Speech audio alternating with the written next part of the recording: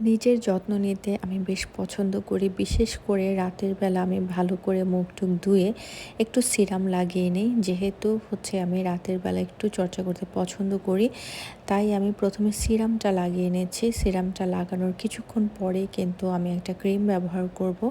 আর নিজের যত্ন কিন্তু নেওয়াটা নিজের একটা দায়িত্বের মধ্যেই পড়ে আমি মনে করি। আর এখন যে ক্রিমটা আমি দিচ্ছি, এই ক্রিমটা আমি নিজে বানিয়েছি। কারণ আমার যেহেতু প্রচণ্ড ব্রণের সমস্যা আছে, তাই আমি নিজে আমার স্কিন অনুযায়ী একটা ক্রিম তৈরি করে নিয়েছি বেশ কয়েকটা ক্রিম দিয়ে। তো আমার কাছে মনে হয় এটা আমার খুব ভালো কাজে দিচ্ছে। আর এই ধরনের ক্রিমগুলো যারা ব্যবহার করেন, যারা অ্যাকনির জন্য ইউজ করেন, খুবই ভালো কাজে দেয়। আর আমি নিজের মতো করে কিন্তু এই ক্রিমটা তৈরি করে নিয়েছি। আর এই ক্রিমটা ব্যবহার করলে কিন্তু ইন ফিউচারে মেস্তাটাও আসার সম্ভাবনা অনেকটা কমে যায়।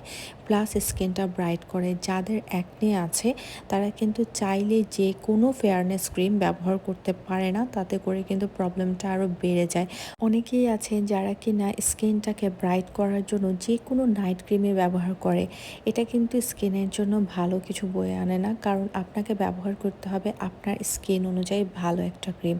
আর আমি এখন লোশন দিয়ে নিয়েছিলাম, আর আজকে এত কিছু কেনাকাটা করলাম কিন্তু লোশন কিনতে ভুলে গিয়েছি। আমি রাতের বেলা অবশ্যই একটু লোশন ইউজ করি।